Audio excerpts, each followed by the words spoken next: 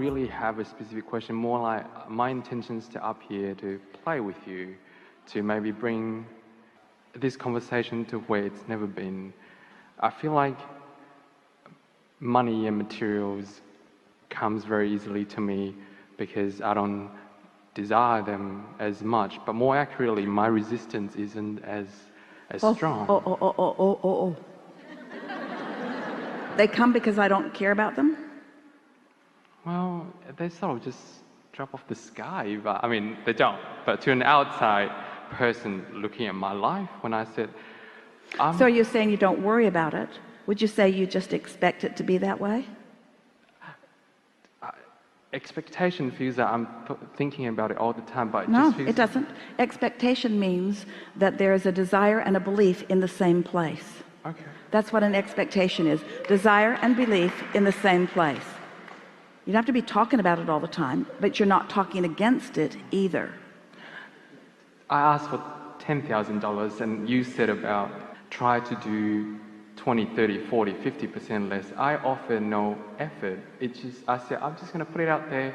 It's going to drop. So you don't offer effort because you understand that the laws of the universe are bringing whatever you want to you. Are you saying to us that you don't justify the well-being that comes through effort and hard work? You're not justifying anymore. You're just expecting it to come? It flows easily. That's the key right there.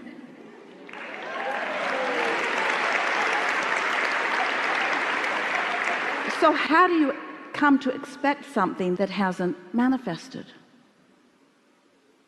So you say, well, money isn't coming easy to me, and I'd like to be like that guy. I'd just like to expect it. But how do you expect something that hasn't been happening when you've been noticing what's been happening? What's the obvious answer? You have to notice a little less what's been happening. You have to stop taking score of what is. You have to find some way to put what is where it belongs. You have to put what is where it belongs in the past tense category. What is no longer matters, because what is does not have to continue to be the regurgitated active vibration. What is doesn't have to be the active vibration. What's wanted can be the active vibration. But what's the payoff for you? What are you going to focus on in order to stay focused on the vibrational reality rather than the manifested reality? How do you get yourself to focus forward instead of backwards? How do you stop looking at what is when what is so compelling? Something else has to be equally compelling. Let's play with this just for a moment, and then we will hear you. Please.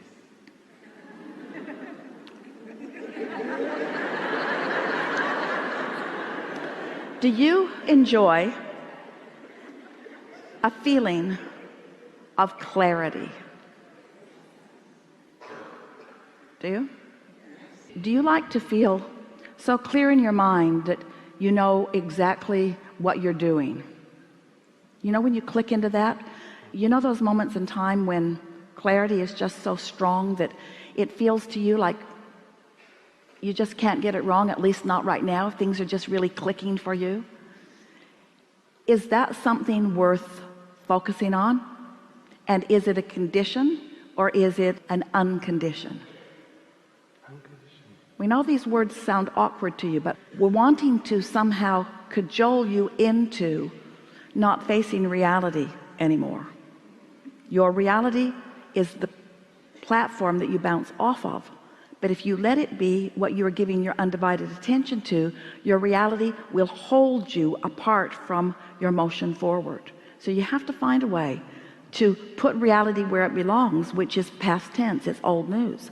What's already manifested isn't where the sweet spot it is, isn't where the action is, it isn't where the energy is, it isn't where the fun is, it isn't where the leading edge is, it isn't where the new ideas are. It's the hatching of the new idea, it's the experience of the new rendezvous, it's the turning the vibration into a thought, it's the receiving of the thought, it's the conscious awareness that you've received a thought, it's the emotional feeling of worthiness that the thought has come, and the emotional feeling of positive expectation that that's going to amount to something. And every single thing you want, no matter what it is, material object, state of being, lover in your bed, pile of money, doesn't matter what it is, every single thing you want is because you believe you will feel better in the having of it.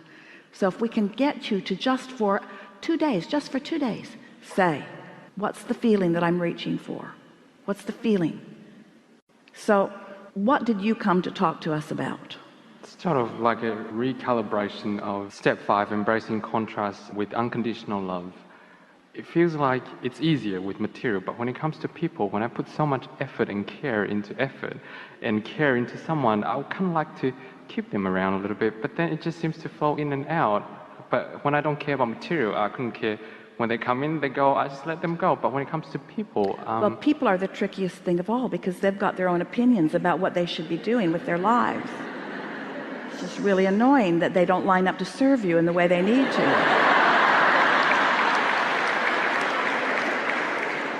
And some of it is because they want different things than you want from them, and some of it is because they are not in control of their own vibration yet. But people are really tricky. What you are best to do relative to people is just find a way of feeling good about what you're flowing to them, because if you are evaluating the conditions that they are flowing to you, you have no control of that. That's a cycle that you will never work your way out of. So when you said embracing the contrast, it kind of felt like embracing the part when I'm aware that I'm being a conditional lover, which means I understand that I want to be unconditional, but trying to stop the train sometimes it just adds momentum to the train. Now I want to embrace that contrast by go, oh well, I'm just gonna let it crash. Let us put just one little idea in this mix that is available to you all the time, but you haven't been receiving it. Oh, please. So we're just going to speak it to you in a see it, hear it, smell it, taste it, touch it way. We're going to put it in your ear so that you can contemplate it. But I'm ready. what if there's something that you want that's in your vortex, like the mastery of creation? What if there's something in your vortex that causes you to call someone to you who misbehaves? Ooh. I hear you. What if in them not jumping through the conditional hoops, wouldn't it be easy if everyone would just behave, and all you'd have to do is just observe their really good behavior, and you could feel good all the time? Yeah.